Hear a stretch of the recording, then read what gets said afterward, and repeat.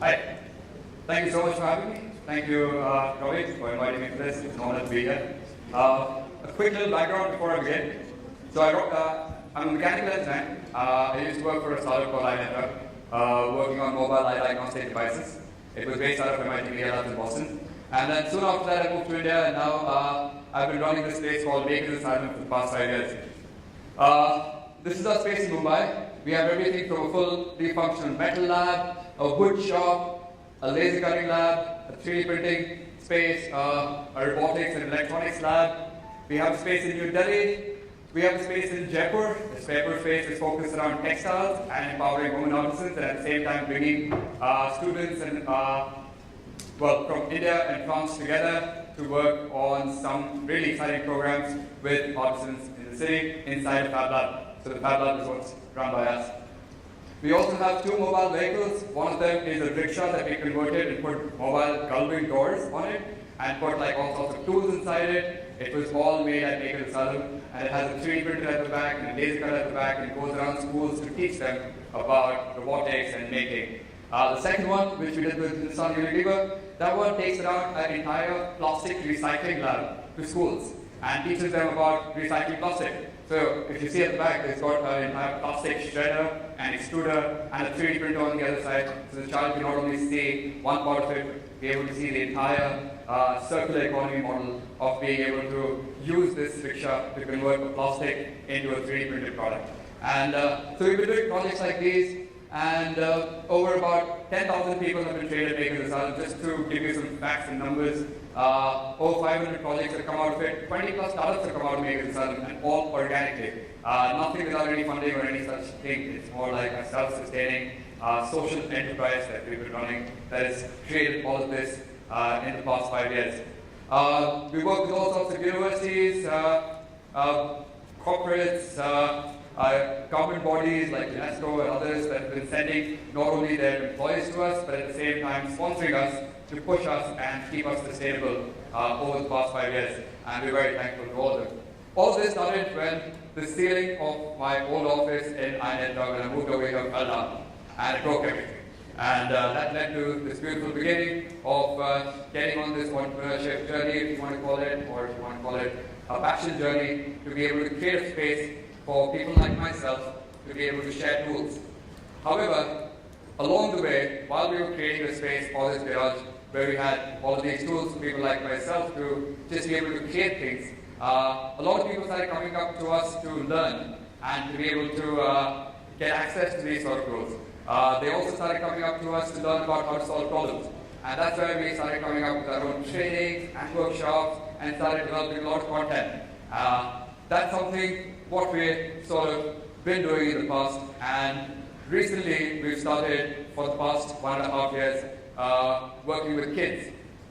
While we're working with kids, what we're doing is we're trying to take the power rather from the programs and everything that we've been developing from adults, higher for the kids, and creating programs for them that takes them and allows them to work at stuff that's happening already in graduate school. So what we did is we really created this maker pyramid for the kids and the adults, where a kid and an adult not just goes through step-by-step sort of a process of learning or getting hard skills of making, which is like robotics and stuff that a lot of people are doing at this day and age, but at the same time takes them to the philosophy of making and rather solving for the world. So in the first year, they go through the explorer stage where they get access to all these tools and ideas and learn about them. But soon they get into learning about how things work, become a problem solver, and then create things not for themselves, but also for others. And in the last stage, they co-create for the world and work on the United Nations Sustainability Goals. One of our programs, which I'll show you the video of, is called STEAM School. This program started about 3 years back. And has been getting about 150 students from across the world to Mumbai to work on the UN Sustainability Goals. And over the years, we've been sort of creating this knowledge base of people that are not only being able to create these solutions, but we're moving beyond those solutions as well. 3 companies are being registered from the same, from this program, and we're doing this program in Paris this year in July. where we've been invited to host the same program and at the same time come up with, sort of develop the same journey of getting our kids to not just solve for themselves, but solve for the world. Most of our programs are now something that we're going to be licensing as well out, and we can talk about that later. But can we play the video, please? So you get an idea. Thank you.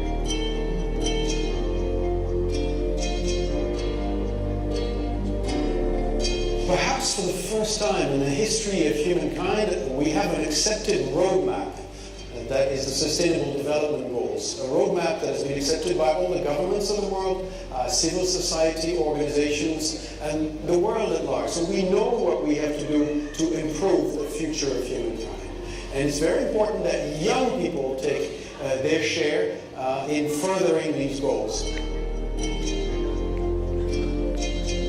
The goals are 17 very precise goals, and there is a contribution that can be done by just about everybody, but it's important in particular that people under the age of 25, categorized by the United Nations as youth, be able to take their part. So you're offering them a chance to reflect on the importance of the Sustainable Development Goals and to try to see how they might solve the problems associated with their furtherance. So I think it's wonderful, and it's very creative also. I think it takes them out of the beaten tracks that governments and maybe organizations like ours usually use, and hopefully it will make a difference, because it's very important that we make a difference. The SDGs are about making a difference.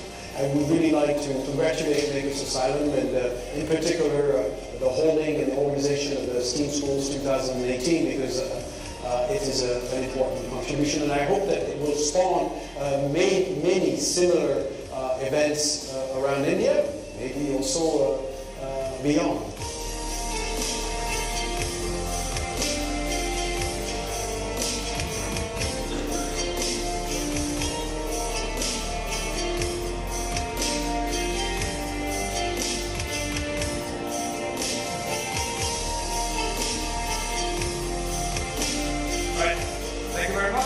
I don't want to take any more of your time to speak for, but however, we have a little workshop planned for you guys. And we wanted to actually get you guys making and have some fun. So, Richa, that's my partner, and she's going to tell you a little bit more, but you guys might have noticed there's a couple of new additions to your tables. Yes. You want to tell them? Alright, can I have the next slide? Or if you want to. Okay, guys, good evening. Little louder, I guess. Hi, good evening. So who likes spaghetti? People? Nobody likes spaghetti in this entire... Okay, thank you. I mean, I like Italian food. And who likes marshmallows? Okay, that's a good number. So today we're going to do something with the spaghetti and the marshmallows on your table. Can you see that? Can you see something on your table? Can you guys see that? Could you go to the next slide, please? Okay, I'm going to explain the rules of the game. But before that, could you all get into groups of 4 to 6 on each table? If there is someone from the back that come up front. 4 to 6, groups of 4 to 6.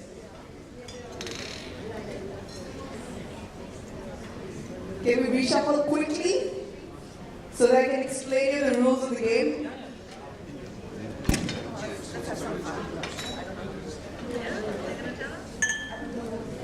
And Ravi, if you're running late, please let us know, because it's going to get in. People are going to get indulged. Okay. Okay, cool. Okay, done. Alright. Okay, now that we've reshuffled. So these are the rules of the game. You've got 12 minutes. You've got 20 sticks of spaghetti on your table. You've got 1 yard of string. 1 yard of tape. If you do not have tape, please get it from the next table so you can share. And you've got 1 marshmallow. Alright? And you're, okay, that's 1. That's okay. That's alright. You can eat it later. But what you need, okay, the challenge is that we are looking for the tallest freestanding structure made out of spaghetti and marshmallow. The marshmallow needs to sit on the top of this structure. So we give it 12 minutes. And we'll start the timer now. You can use the string and the sellotape to do whatever, but it needs to be a freestanding structure. Yeah?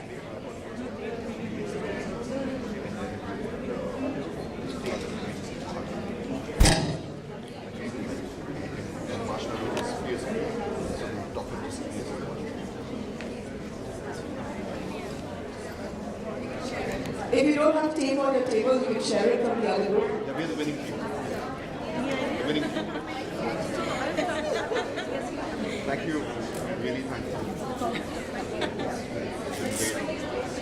No. Really love it. Anything more. It has to be a great solid structure. Okay, thank you for the time, guys.